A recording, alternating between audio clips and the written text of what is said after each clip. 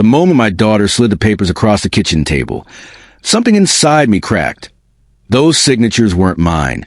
That notary stamp didn't match anything I'd seen, and whatever she just set in motion was going to cost her more than she suspected. Before I tell you what happened next, do me a favor. Tap subscribe so this reaches anyone who's ever been cut out by the people they raised. You'll want to hear every single detail. I remember the moment like a photograph with the flash still burning.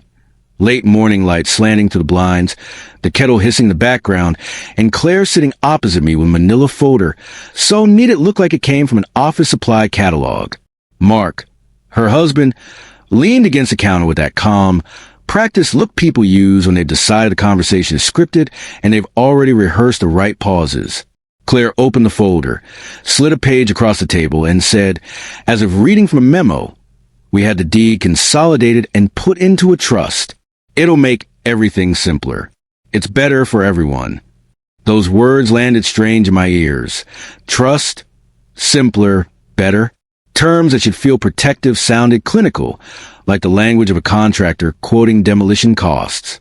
I reached for the paper, because you do when your life is printed there, and my thumb touched the signature. The loop on the R slanted wrong. The flourish at the end of my name, the small habitual hook I put on letters when I sign a check, was missing. My stomach clenched, dizziness blossomed at the edges of my vision, and my hands trembled so badly I almost dropped the folder altogether. They watched me like people waiting for a reaction on cue. Claire's smile was precise, small, practiced, the kind you teach yourself in the mirror when you know you're doing something you'll need to defend later. Mark's phone stayed within reach. He glanced at it a little too often. It felt rehearsed, coordinated, not chaotic, not an accident. Who signed this? I asked, trying to keep the tremor from my voice. The room seemed to shrink. The refrigerator hummed.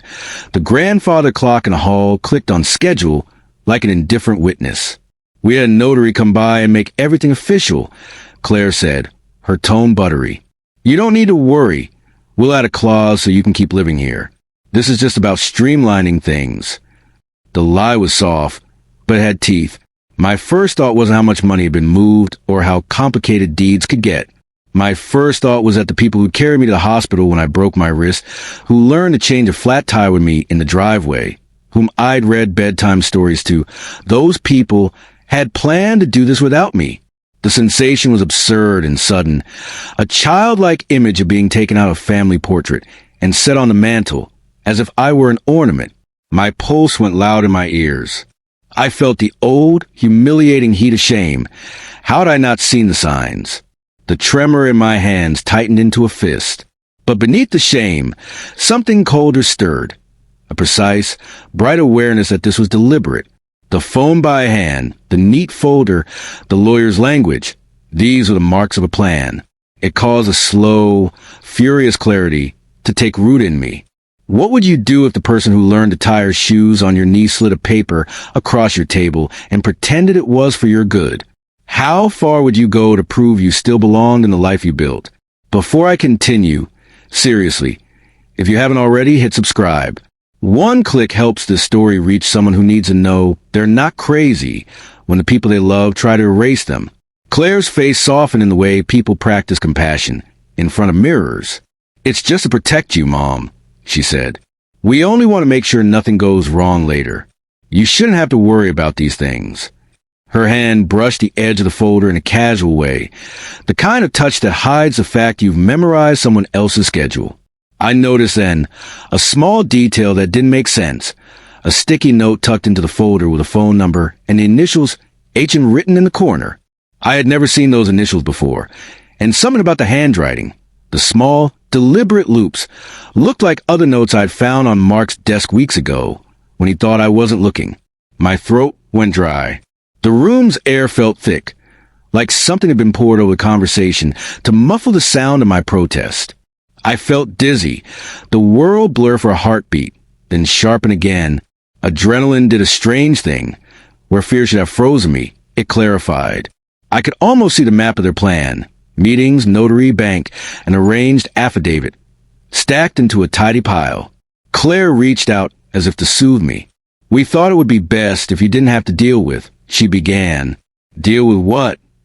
I snapped, not the mother I used to be, not in that voice.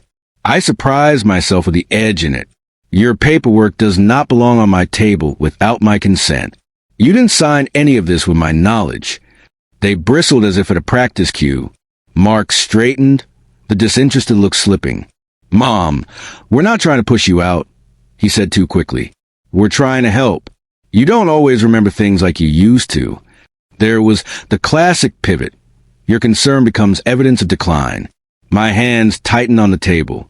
The familiar, humiliating strategy unfurled as plain as daylight. Make the elder doubt themselves, then use that doubt as justification to take control. I felt the old fear, the small animal terror you get when the home you know starts to feel unfamiliar, crawl up my spine. I told Claire and Mark I wanted time to think. They left, their departures measured, their backs straight. The front door clicked shut like the end of the scene in a play. Alone, I sat there with the folder and the sticky note and the sound of the kettle cooling on the stove. My heartbeat slowly eased from trampling to a steady, furious drum.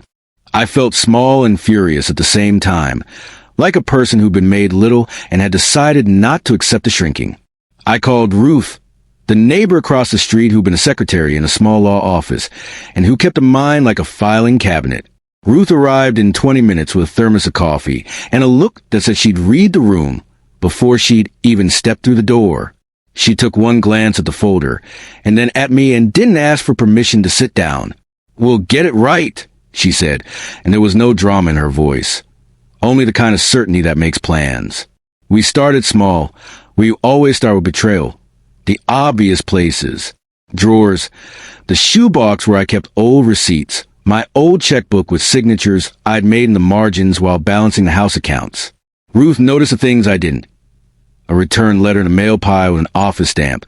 A notation on an old calendar about a meeting with H. Nathan that I couldn't recall, and the faint smell of a corporate coffee blend on a piece of paper that otherwise smelled of homemade solstice cakes. Then we found it. A scanned copy tucked into my accountant's files, dated 2 days before Claire had slid the folder across my table. It bore my name and a signature that was just close enough to my own to fool a casual eye. The notary stamp, however, was off-center. The line weight of the signature suggested a different pen, a steadier hand. Ruth's mouth tightened. This is a professional job, she said quietly. Someone meant for this to look right. I felt shaken to the core, but there was a steadiness too, a solidarity that rooted me to the floor. Ruth sat beside me and took my hand. We document everything, she said. We get copies. We call the bank. We don't panic. We prepare. And that was when the house, my house, began to feel less like a shelter and more like a stage where a play had been written without me in it. The first domino had fallen, and I could feel the rest lined up and waiting. The next move would matter. The next step would be about proving fact against fiction, signature against theater.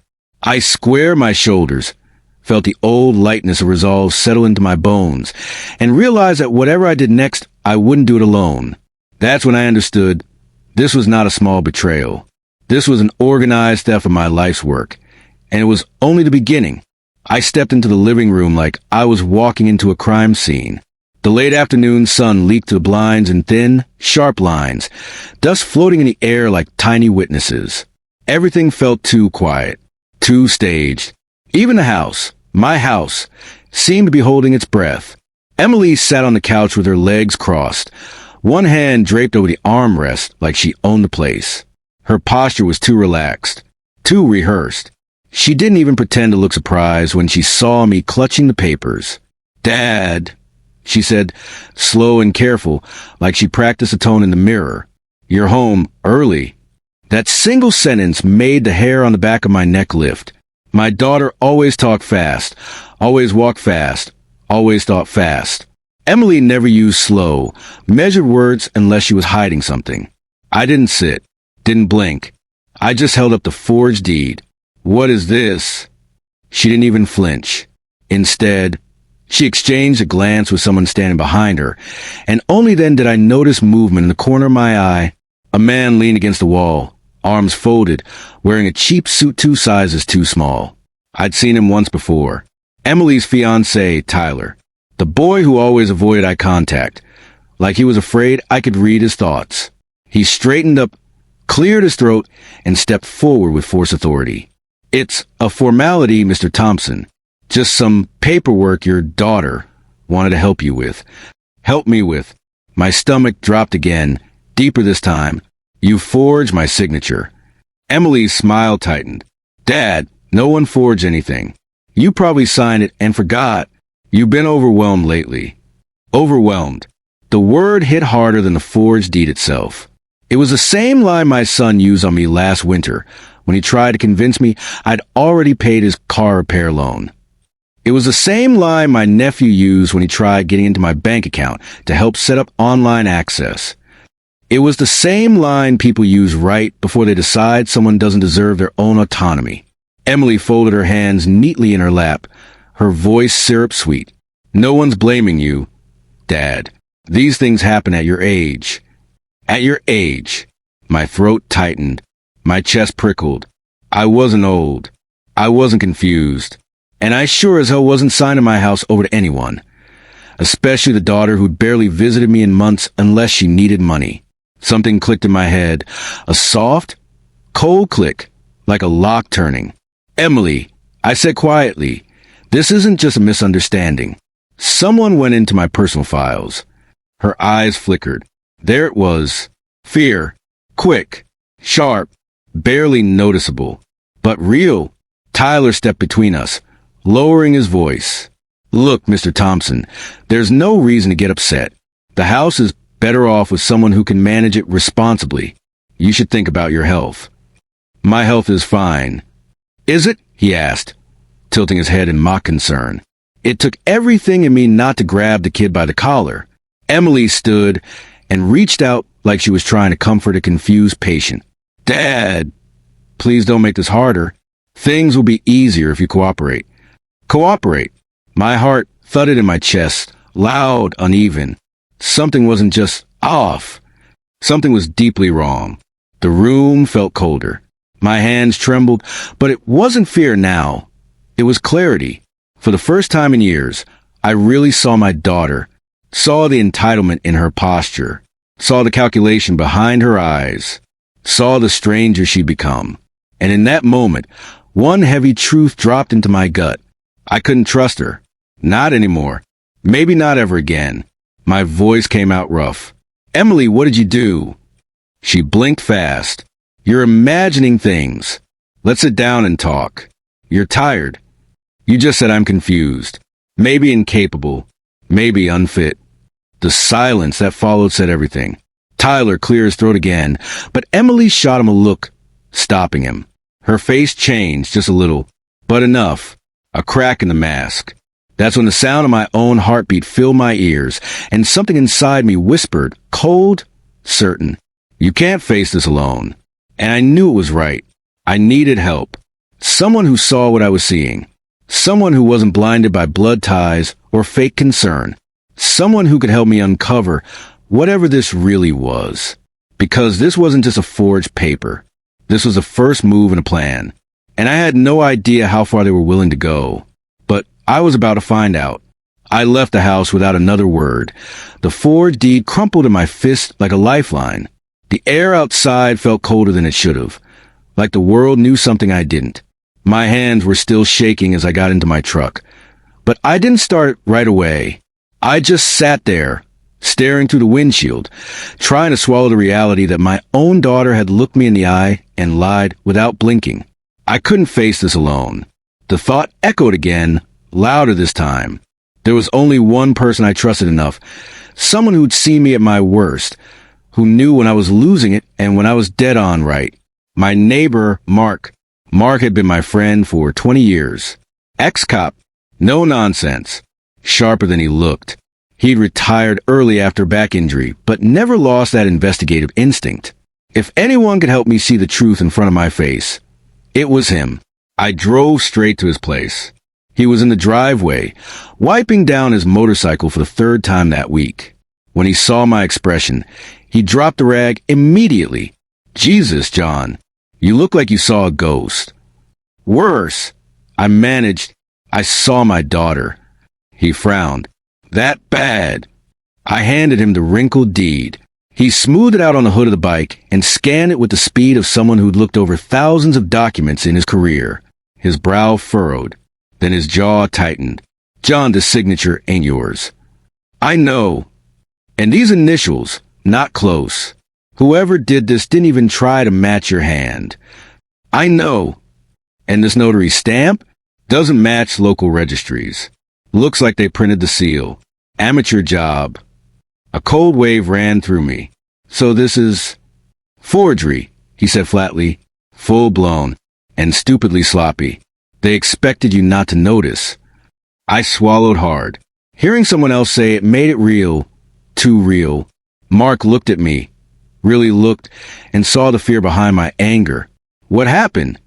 I told him everything. Emily's smile, Tyler's rehearsed voice, the way they talked about my memory, the word overwhelmed, the implication that maybe I wasn't capable of living in my own home.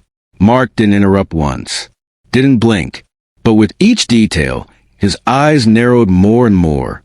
When I was done, he took a slow breath. They're building a case, he said quietly. A fake one. My stomach twisted. A case for what? For control, he said. Your house. Your assets. They want to declare you unfit. My chest tightened, a cold claw gripping my ribs. My own daughter? Oh, I've seen worse, he muttered. Kids convincing doctors their parents are losing it. Suddenly the wills get changed. Homes get handed over. You're not the first, John. I raise are better than that. He shrugged, sad, not cruel. Doesn't matter how we raise them. Money changes people. I leaned on the truck, letting the weight of it all sink in. Then Mark snapped his fingers. Come inside. There's something you need to see. We went into his kitchen, and he pulled a drawer open, the one where he kept his old detective gear. Not guns, not anymore, but notebooks, a magnifier, a flashlight, a scanner. And then he grabbed his old document scanner. You mind if I run that paper through? Go ahead. He fed the forged deed into the machine. It scanned.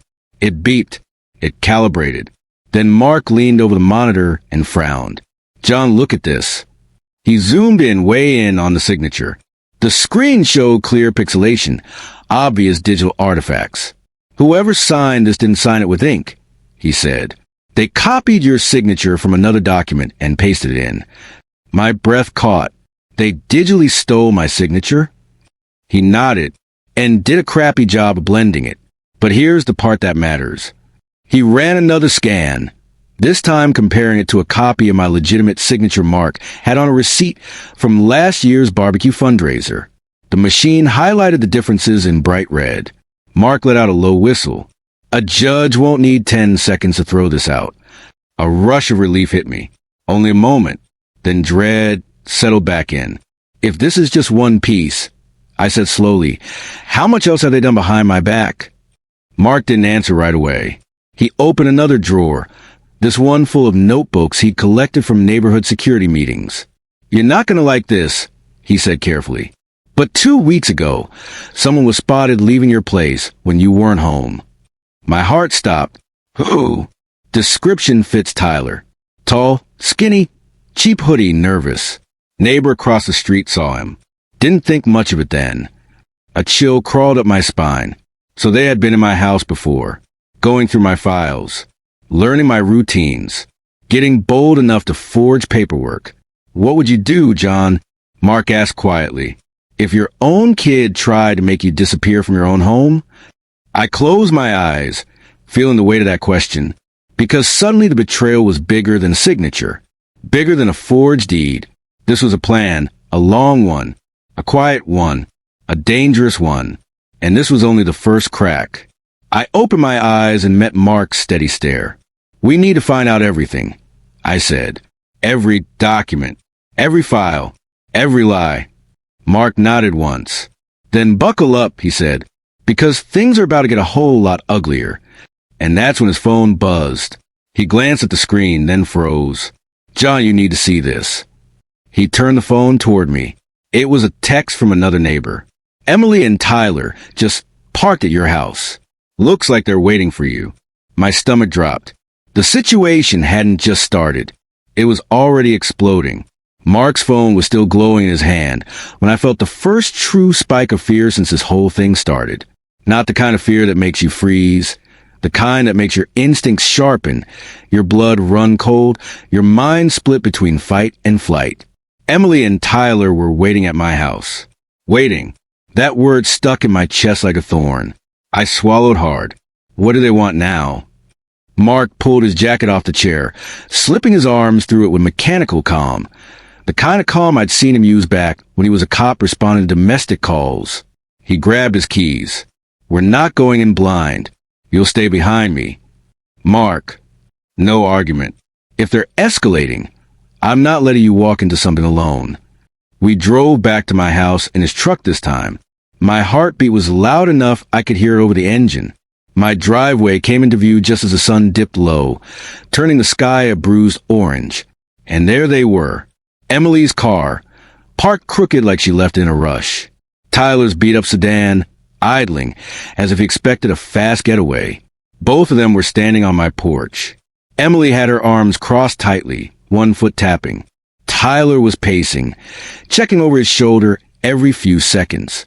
Mark parked at the curb. Let me go first. But as soon as I stepped out of the truck, Emily spotted me. Dad, she yelled, marching down the steps. We need to talk. Right now.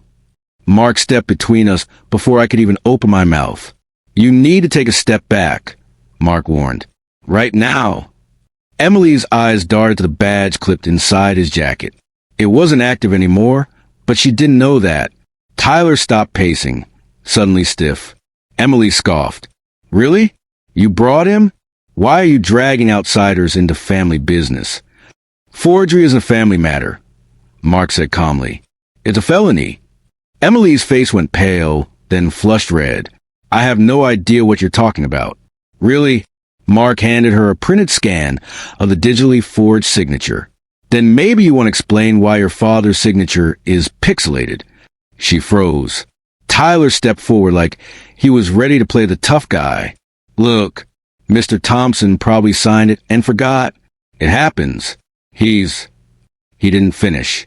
Because I stepped forward, my voice shaking, not from fear, but anger so deep it felt like stone. I told you already. I didn't forget anything. Emily's jaw clenched. Dad, you're making this harder than it needs to be. No, you made it harder when you broke into my house. Her mouth fell open. What? We never. Tyler was seen enter my home 2 weeks ago. I said, and now I know why. Tyler's eyes flickered. The exact kind of flicker I'd seen on liars my whole life. Mark crossed his arms. Want to deny it? Tyler didn't. He just looked at the ground. Emily threw her hands up, frustrated. Okay, fine. We were here, but only because we were worried. Worried? I echoed. Tyler nodded eagerly. You've been acting strange. Forgetting things. Misplacing papers. You don't answer your phone. You mean I don't answer when you call asking for money? Emily's face hardened into something cold. This isn't about money. Mark muttered under his breath. It's always about money. Emily ignored him. She stepped closer to me, her face softening. A performance. I could see it now. Dad, I know you think we're against you, but we're trying to help. You're getting older. Things slip. You're not as... Stop. My voice cut through her words like a blade. If you say at your age one more time, we're done talking. She snapped her mouth shut so fast her teeth clicked. Mark stepped forward. Let's stop pretending. There's forged paperwork involved. Breaking and entering. You two could be in serious trouble. Tyler swallowed hard. Whoa. Hold on. Nobody's in trouble. We're trying to make sure the house stays in the family. My stomach twisted. Stays in the family by stealing it from me? Emily finally cracked. You weren't using it, she shouted. You live alone. This house is too big for you. The words sliced through the air. Mark shook his head. There it is. Emily didn't stop. You don't need all this space. You don't even go upstairs anymore. You're wasting it. And Tyler and I, we're planning a future. We need a house. So you decided to take mine? I asked quietly. Her voice went shrill. You weren't going to use it. And it's going to be ours someday anyway. Why does it matter if we start now? My heart slammed against my ribs. Someday. Start now. Those weren't the words of a daughter looking out for a father. Those were the words of someone who already saw me gone. Tyler stepped up beside her. Look, Mr. Thompson, there's an easier way to do this. You can transfer the house willingly. Avoid legal issues. Avoid embarrassment. We can take care of it. Make sure you're... Say it. I snapped. Make sure I'm what? Emily whispered it. Looked after. And there it was. The shift. The escalation. The mask finally slipping. Mark swore under his breath. They're building a guardianship case. Tyler stiffened. Emily's eyes widened for a fraction of a second, then narrowed again. Dad, we talked to someone. A professional. They agree you need help. Someone to manage things. A cold wave rolled through me. You're trying to have me declared incompetent. Neither of them spoke. Silence was enough. Mark stepped forward, voice suddenly sharp. Conversation's over. You need to leave. Emily's voice rose an octave. You can't kick us out. This is our house. No, I said quietly. It's mine, and you're trespassing. Tyler started to speak, but Mark held up a hand. If you don't leave now, he said, we call the police and report the forged document. Emily's face twisted, not with fear, with rage. Fine, she spat, but you're making a huge mistake. This wouldn't have been messy if you just cooperated. Tyler grabbed her arm, pulling her toward the car. Mark called after them. Leave him alone. And don't come back here without a lawyer. Emily turned at the car door, pointing at me with a trembling hand. You're going to regret this, Dad. You think you're being clever, but you're not. You're making everything worse for yourself. Tyler started the engine. She leaned out the window, voice sharp with venom. If you won't give us a house, then you leave us no choice. Then they sped off. The moment their car disappeared around the corner, my knees nearly buckled. Mark grabbed my arm to steady me. You okay? I shook my head. They're not going to stop. No, Mark said. They're not. When she said they talked to someone, who do you think she meant? Attorney, Mark said. Or worse, a doctor willing to say what they want. A shiver went down my spine. What do we do now? Mark looked toward the empty street, where Emily's car vanished. We prepare, he said. They're escalating. Now we escalate. I stare at my house, the place I built, the place I lived my whole life, suddenly feeling like a target on my own property. And in that moment, I understood this wasn't about a deed anymore. This wasn't even about a house. This was about control. And they were willing to destroy me to get it. Mark placed a hand on my shoulder. John, he said quietly, this isn't just personal. They planned this for a while. The words hit harder than anything Emily had said. Planned, prepared, calculated, which meant we were already behind. And the next move wouldn't be a forged signature. It would be something far worse. Mark didn't let me go back inside right away. He stood in front of my door like a guard, eyes scanning the street, jaw locked tight. They're going to try something else, he said. Maybe today, maybe tomorrow, but they don't quit now. I swallowed hard. We need proof, real proof. He nodded. Then we start digging. We went inside, closing the door behind us. The house suddenly felt wrong, like strangers had been inside, touching my things, going through my life, because they had. I could practically feel Tyler's fingerprints on my filing cabinet. Mark marched straight to the office. Let's start here. He pulled on rubber gloves from his old police bag, a habit he never abandoned, and began going through my desk drawers with methodical precision. John, he muttered, tell me exactly what documents you keep here. Deed copies, tax records, medical papers, bank statements, insurance forms, receipts from repairs. He paused. You keep your will here? My chest tightened. Yes. Bottom drawer on the right. He opened it. Empty. The air left my lungs in a painful rush. "No!" I whispered. "No, no, no!" Mark stood very still. Too still. "John," he said slowly. "They took it." I stared at the empty drawer, my pulse thudding in my ears. My vision blurred for a moment. "My will was in there," I said. "The original. The notarized one." Mark rubbed his forehead. "And now they have a copy of your signature to forge anything they want." My stomach churned. "Oh, God." He pulled out his phone. "We need timestamps." He opened his neighborhood watch app, the one that logged security alerts reported by residents. 3 notifications from my street in the last month. Mark zoomed in. 2 weeks ago, unfamiliar male entering property, reported by neighbor. A week ago, suspicious vehicle parked across from driveway. 3 days ago, person seen carrying documents leaving residence. He exhaled sharply. "That last one? That's your will." My throat tightened. "But why take my will?" Mark circled the log entry with his finger. "To change it, to alter it, or to use it as evidence that you assign assets differently. But that's illegal." Mark looked at me with pity. "John, they've already committed a felony. Twice. Why stop now?" He turned toward the hall. "We need to search the rest of the house." I followed him. Adrenaline flooded my veins. We checked. Bedroom, closet, attic access, basement, kitchen drawers, safe in the hallway, garage file box. Little inconsistencies were everywhere. Drawers slightly misaligned. A chair moved back from the desk. Papers shuffled out of alphabetical order.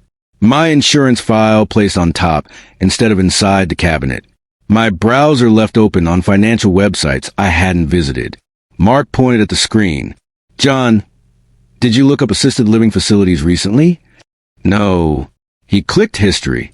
The last 3 days showed signs of early dementia in elderly parents. Can a family intervene if an older parent refuses care? How to file an emergency guardianship petition. How to access parents' medical records legally. Power of attorney templates PDF.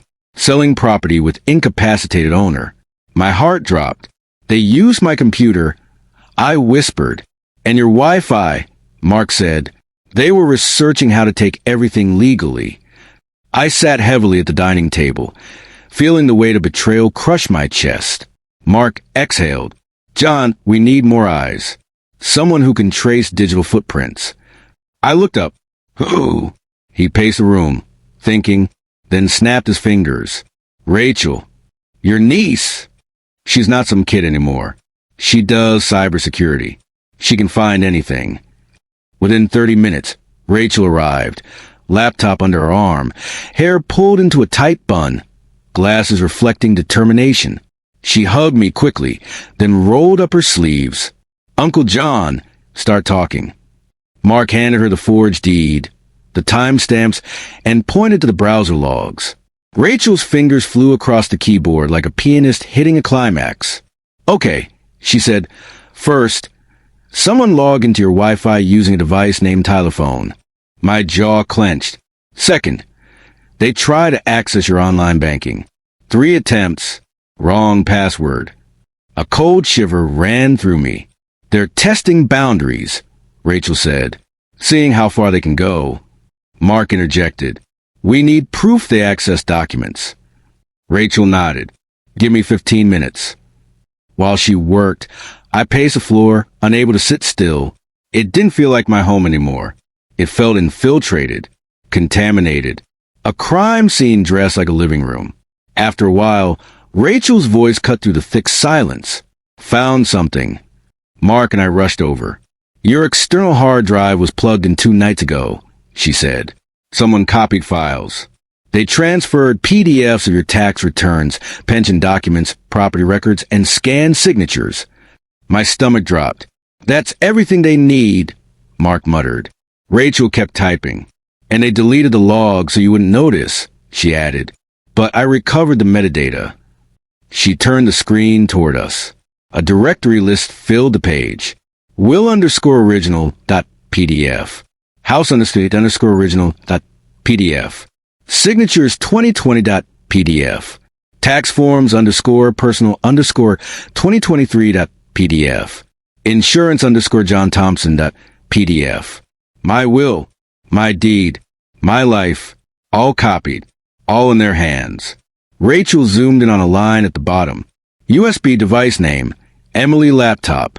My breath caught. This is the smoking gun, she said. A digital trace. Unalterable. It proves Emily accessed your accounts and copied documents. Mark grinned slowly. We're starting to build a real case. Rachel wasn't finished. Oh, and one more thing. She clicked open another recovered file. Here's the kicker. They searched this too. The screen displayed another phrase typed recently. How to prove an elderly parent is mentally declining without medical diagnosis. A sharp, dizzying wave passed through me. My own daughter had Googled how to paint me as unfit. Rachel touched my arm. Uncle John, this is deliberate. Organized. And if they've contacted an attorney, they're planning to file soon. File what? A guardianship petition? A competency review? A forced POA? Mark answered the question forming in my head. They want control, and they want it fast. I felt my throat tighten.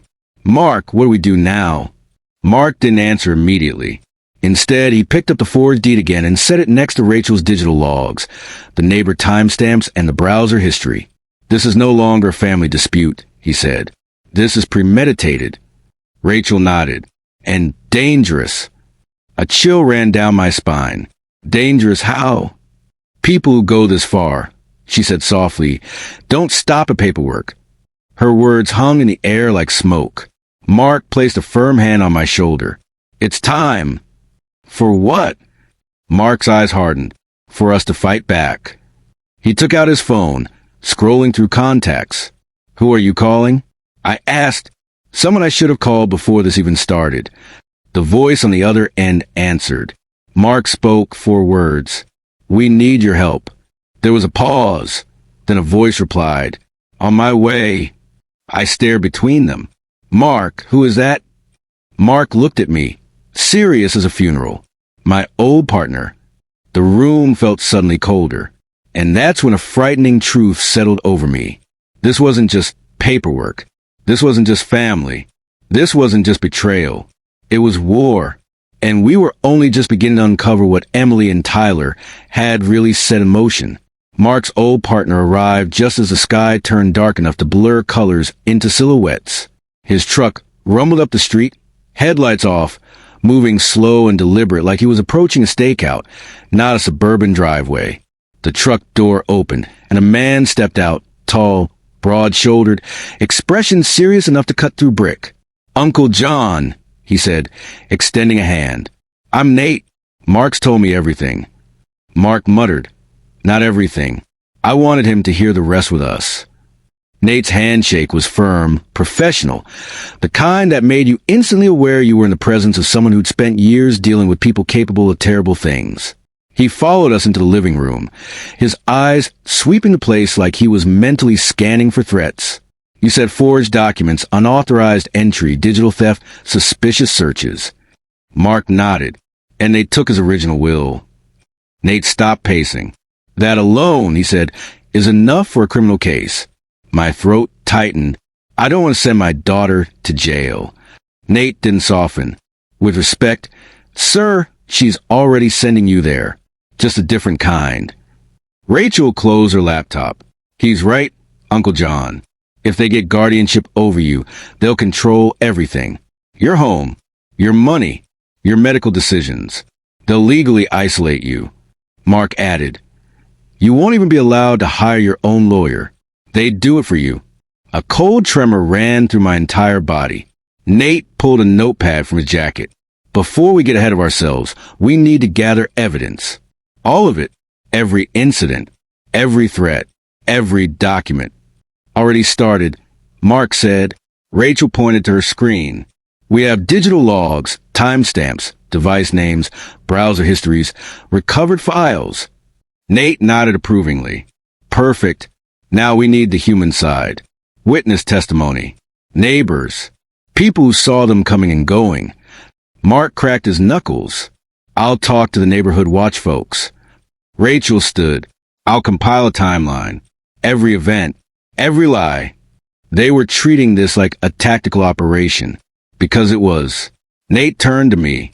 Sir, when was the last time Emily or Tyler had unsupervised access to you? I shook my head. Months ago. But lately? They've been showing up without warning. Any attempts to isolate you from others? Yes. My voice cracked. They told neighbors I was confused. That I wasn't answering because I didn't understand who they were. Rachel's eyebrows shot up. Classic manipulation tactic. They're planting a narrative. Nate's jaw tightened. We need to cut off their access entirely. Change all locks. Security cameras everywhere. Don't talk to them without witnesses. We have cameras, Mark said, but they're not good enough. Nate nodded. Then upgrade. Rachel grabbed her coat. I know someone who could install a full system tomorrow morning. My mind spun. What if they try something tonight? Nate's voice was calm but firm. They won't. How do you know? He tapped the notepad. Because people like this don't take action until they feel cornered. Right now they think they're in control. Rachel added, they believe you're scared and confused. That gives them confidence. Mark looked at me. They don't know you have us. For the first time in days, I felt a flicker of safety. But it didn't last long, because an hour later, Nate's phone buzzed. He looked at the screen, frowned, and then showed it to me. I think you need to see this. It was a text from an unknown number. John Thompson is vulnerable and unstable. We need him evaluated immediately. Dr. Roberts. My stomach flipped. That's the doctor Emily works for. I whispered. Rachel's eyes widened. Then they pulled him into this. Nate's voice hardened. That means they're building a medical case now. Mark cursed under his breath. They're going all in. A cold dread spread through me. What does that mean exactly? Rachel answered softly. It means they're close to filing for emergency guardianship. I felt lightheaded. How close is close? Nate's voice was grim. Tomorrow close. Maybe tonight close. Mark stepped forward. John, listen. If they file an emergency petition and claim you're unsafe, the court can assign a temporary guardian without hearing your side. I could lose everything, I whispered. Rachel nodded. Your house, your accounts, your rights. Dead silence hovered in the room after that, until Nate snapped his fingers. Then we moved first. Move how? I asked. Nate leaned in, voice lowering. You file a police report. Today, tonight, right now. Breaking and entering document theft, attempted fraud. I swallowed. They're my family. And that family, Nate said, is preparing legal paperwork to take control of your entire life. Mark added, this isn't punishing them. This is protecting yourself. Rachel touched my arm. Uncle John, once they file, everything will be out of your hands. You'll have no legal voice. You must act first. I closed my eyes. The weight of it pressed down on me like 1,000 pounds. How had things gotten this far? How had I raised a daughter capable of this? How had I missed the signs? The subtle entitlement. The strange new distance. The way she only called when she needed something. The way Tyler hovered around her like a parasite whispering in her ear. Nate spoke softly. You're not choosing to destroy them. You're choosing to save yourself. I opened my eyes. Make the call, I said finally. Let's file the report. Mark dialed dispatch immediately. Nate turned to Rachel. Print everything. Every screenshot. Every log. Rachel was already doing it. The printer started humming. Pages stacking. Evidence building. A case forming. When the officers arrived, Mark gave them a detailed rundown. Nate handed over the printed logs. Rachel organized them in chronological order. I stood there with trembling hands, signing the report as the victim of a crime committed by my own daughter. The officers took pictures, asked questions, documented everything. When they left, silence filled the room. Rachel finally broke it. They're going to freak out when they get served. They'll escalate, Nate said. Mark nodded. They'll panic. get sloppy, make mistakes. I looked at all three of them. Are we ready for that? Nate met my eyes. We were born ready for that. But just when things felt under control, just when I thought I had backup, just when the evidence seemed airtight, Rachel gasped from across the room. Uncle John, oh my God. We rushed over. She held up her phone. Someone had posted publicly on Facebook, "Please pray for my father, John Thompson. His decline has gotten worse. He's forgetting people and acting paranoid. We're trying to get him help before he hurts himself. Emily Thompson." My blood ran cold. Within minutes, dozens of comments poured in, praying for you. So, sorry you're dealing with this. You're doing the right thing, sweetheart. Call Adult Protective Services. Mark clenches fists. She's poisoning public perception. Nate's jaw tightened. She's setting up the narrative. Rachel shook her head slowly. She's not scared of the police report. She's getting ahead of it. This is a counterattack. It got worse. She posted again. If anyone sees my father wandering or confused, please call me. He may not be safe alone. And then, he accused me of a crime today. He's not in his right mind. Please keep him in your thoughts. I felt something inside me crack. It wasn't anger. It wasn't fear. It was grief. Deep, raw grief. Why would she do this? I whispered. Rachel touched my shoulder. Because she knows the court reads social media. She's building sympathy. Laying groundwork. Mark exhaled. John, that police report wasn't the start of the war. Nate nodded grimly. This was... Rachel looked up, eyes wide. Guys, this is worse than we thought. She turned her phone toward us. A final update had just appeared on Emily's page. And this one wasn't crying for help. This one wasn't pretending to be a victim. This one was a declaration. Tomorrow we're filing for emergency guardianship. We won't let him get hurt. My whole world tilted. Mark swore under his breath. Nate grabbed his keys. Rachel started crying. And me? I stood there frozen as the truth crashed into me. They weren't waiting anymore. They weren't planning anymore. They were coming for me. Tomorrow. And everything I owned, everything I built, everything I fought for would be gone unless we stopped them right now. And that's when everything finally snapped. I didn't sleep that night. None of us did. Mark stayed on the couch. Nate sat at the kitchen table sharpening pencils the way cops do when they're thinking. Rachel typed nonstop, building the defense file like an engineer assembling a bomb that needed to detonate in court instead of blowing up in our faces. The house vibrated with tension. At sunrise, Nate finally spoke. They'll file the emergency petition by 9 a.m. That means the judge will review it by late morning. We need to be standing in front of him before their lies get processed. Mark grabbed his jacket. Then we're leaving now. The courthouse was 20 minutes away.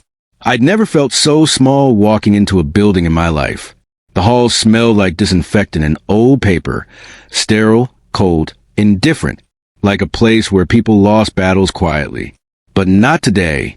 Today, I wasn't alone. Mark on my right, Rachel on my left, Nate walking ahead, eyes sharp, scanning everything. We approached the clerk's desk. Nate spoke in a tone I'd never heard from him before. Professional, commanding, steel-forged.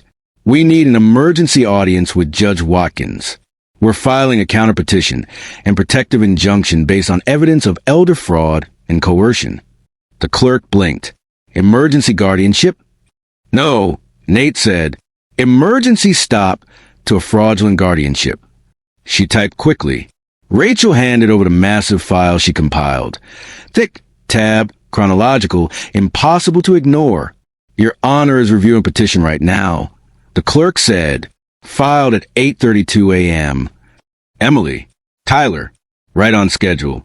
My stomach dropped. Are we too late? No, Nate said, stepping forward. We're right on time. We were escorted into a small courtroom. Not the big dramatic kind, but the kind they use for urgent private family matters. Dull gray carpet, flickering fluorescent light, rows of empty wooden benches. And there they were. Emily, Tyler, their lawyer, The same slick man I'd seen hovering around Emily 2 years ago, promising her financial strategies. When Emily saw me walk in, she froze. Her mouth fell open. Her eyes widened. Her face drained of color. This was not part of her script. Tyler's reaction was worse. He immediately started whispering frantically to their lawyer. Their lawyer looked at me with an expression that said one thing. This complicates everything. Judge Watkins entered, tall, gray-haired, eyes like stone. He sat, put on his glasses, and scanned the room. Case 74F, emergency petition for guardianship over Mr. John Thompson. He looked up. Both parties present? Emily shot to her feet. Yes, Your Honor. My father needs. Sit, the judge said without even looking at her. She sat. He turned to me. Mr. Thompson, do you understand why you're here? Yes, Your Honor, I said. To stop a lie. A rustle spread through the courtroom. The judge narrowed his eyes. Explain. Nate stepped up. Your Honor, we've filed a comprehensive counterpetition. May we submit our evidence? The judge nodded. Proceed. Rachel handed him the binder. 3 inches thick, color-coded, chronological. He flipped through the first few pages. Then the next. Then paused. What exactly am I looking at? He asked. Proof, Nate said. Proof that Mr. Thompson is competent, self-sufficient, and the victim of a calculated attempt by his daughter and her fiancé to seize control of his assets. Emily stood up, voice trembling. Your Honor, that's not. He slammed the binder shut. Silence, Miss Thompson. Emily sank back down, shaking. The judge opened the binder again and pointed at a page. This says you access your father's computer without permission. Her voice cracked. I was helping him. He doesn't understand. Mark stood. Your Honor, we have logs showing her device connected to his Wi-Fi while he was out of the house, and records that she copied private documents. The judge raised an eyebrow. Copied? Rachel spoke softly but firmly, including his original will. The courtroom went dead quiet. The judge leaned back in his chair. Ms. Thompson, did you take your father's will? Emily's face flamed red. No. We were worried about him. Answer the question. The judge said. Tyler jumped in. Your Honor, there must be some misunderstanding. The judge slammed his gavel. Sir, if you speak again without request, you will be removed from this courtroom. Tyler shut his mouth instantly. Nate stepped forward again. We also have evidence of forged documents, including a deed transferring ownership of Mr. Thompson's home. The judge flipped to the scanned image. His jaw tightened. This is a crude forgery, he said. Embarrassingly crude. Emily burst into tears. Dad, why are you doing this? You're making it worse. I finally stood. My voice wasn't loud, but it was steady. Your Honor, I'm not here to punish them. I'm here to protect myself. My daughter believes she's entitled to my home, to my money, to my life's work. And when I refused, she tried to paint me as confused and unstable. The judge's eyes softened slightly. Do you believe you are mentally competent, Mr. Thompson? I nodded. I am. I cook. I drive. I manage my bills. I live independently. I don't need a guardian. I need my daughter to stop trying to bulldoze me into one. The judge nodded. We will confirm with a cognitive assessment. We already did, Rachel said, stepping forward. 2 days ago. She handed him the test results. Dr. Moore's signature gleamed across the page. The judge read the summary aloud. Cognitive functioning. Excellent. No signs of impairment. Fully capable of self-management. Emily's face crumpled completely. She knew it was over. Tyler slumped back, defeated. The judge took a deep breath. Ms. Thompson, Mr. Bennett, stand. They rose slowly. Your petition is not only denied, the judge said, voice like carved stone, but I am referring this case to the state's attorney general's office for review of potential criminal misconduct. Emily gasped. What? No, please. I didn't do anything wrong.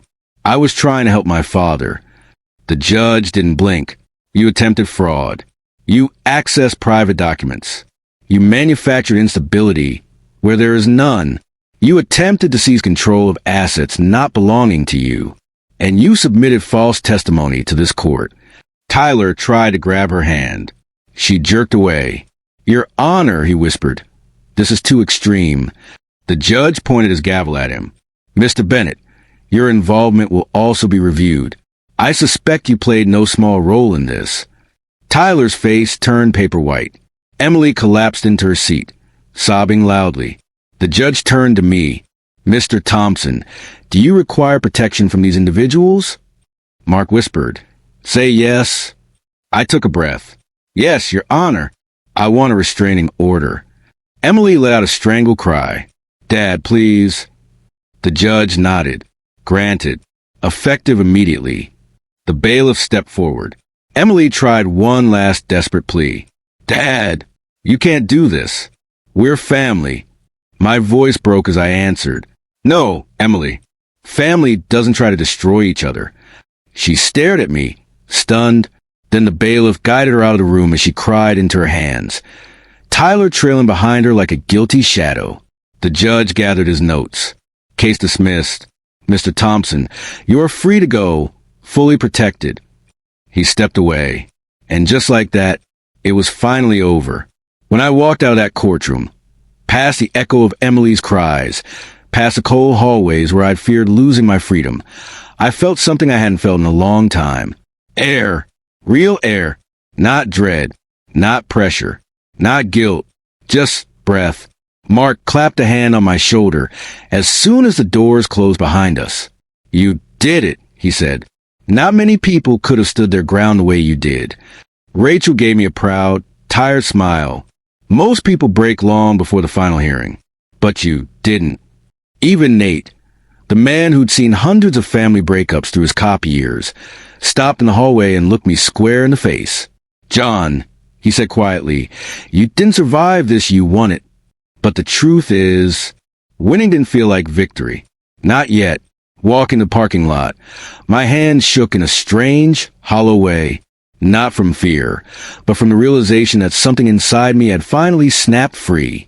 For months, I've been holding on to the hope that Emily would stop before she went too far. That Tyler would pull back. That this nightmare was just a misunderstanding or a phase. But now, there was no misunderstanding. No confusion. No moment of clarity coming. They had shown me who they were. And the court had shown me who I still was. I wasn't the old man they thought they could push around. That night, after Mark and Rachel drove home, after Nate left a long list of follow-up steps, I sat alone in my quiet house, the house they'd tried so desperately to take from me, and just listened to the silence. It didn't hurt anymore. It felt peaceful. For the first time since my wife passed, the house didn't feel too big, or too empty, or too echoing with things I'd lost. It felt like mine again. My life felt like mine again. The next morning, I made coffee the way I always do, slow, careful, the way my wife taught me. I sat on the porch while the sun rose and warmed the rails. Cars passed. Neighbors walked their dogs.